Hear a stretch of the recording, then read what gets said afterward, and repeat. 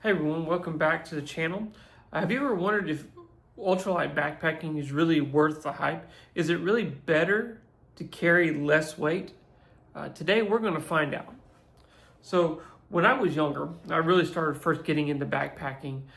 Some friends of mine invited me to go on my first long distance trail. We were going to go to the Pacific Crest Trail, the PCT, and I really didn't have the gear at the time to go on that trail. So I borrowed some gear. I had an old Kelty external frame backpack. I didn't know exactly what to pack. I had been camping before, so I just simply took the things that I knew how to use and I shoved them in this backpack, and I took way too much clothes. I crammed as much change of clothes for almost every day, and my backpack was heavy, my tent was heavy, I had a two-person tent, I had a huge 0-degree sleeping bag, just overkill.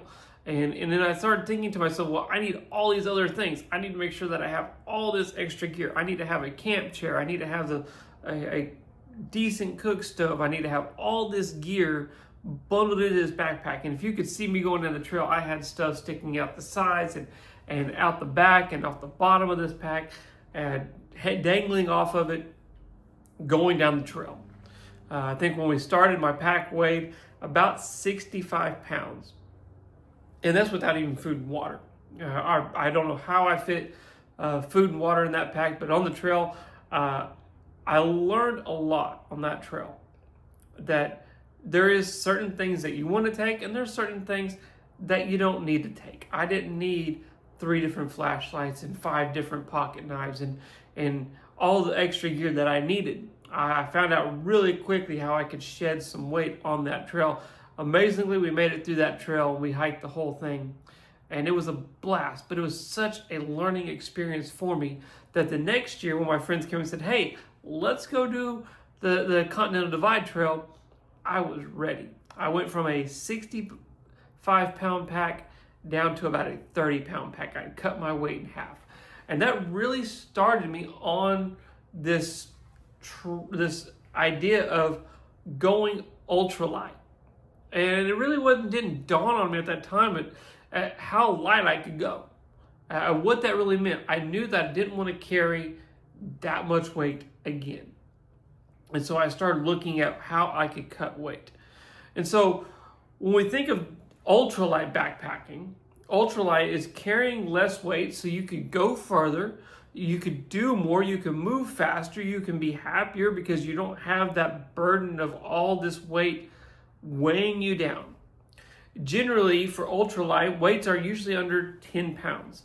There are some crazy people out there that do like this super ultralight backpacking that is under 5 pounds.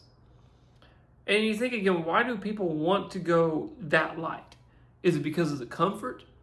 Is it because they don't have to carry such a big backpack that they can see how small they can get? Is it because so that they can go farther since they're not carrying that weight?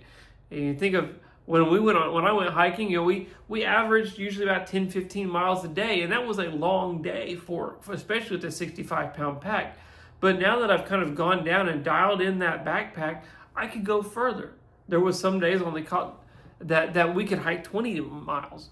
That wasn't common, but usually at 15 miles, I wasn't as worn out. I was still able to keep going, make it into camp, and not feel like, oh, I'm so ready for this pack to come off my back. So I can see the comfort of that. Maybe it's because they want a better connection with nature. Maybe having that less of a burden and that big of a backpack makes people feel like, well, I'm a minimalist. I feel more connected with my surroundings. I don't have everything that I need like I would back home. Kind of maybe making that separation from camping and outdoors from maybe their home setting. And so there's a lot of different reasons why people try to choose to go ultralight backpacking, and it's different for everyone. And it may be even different for you. You might look at this and go, that's something I don't want to do. There's no way I can feel comfortable carrying a 10-pound pack. I need some of those creature comforts, and that's okay.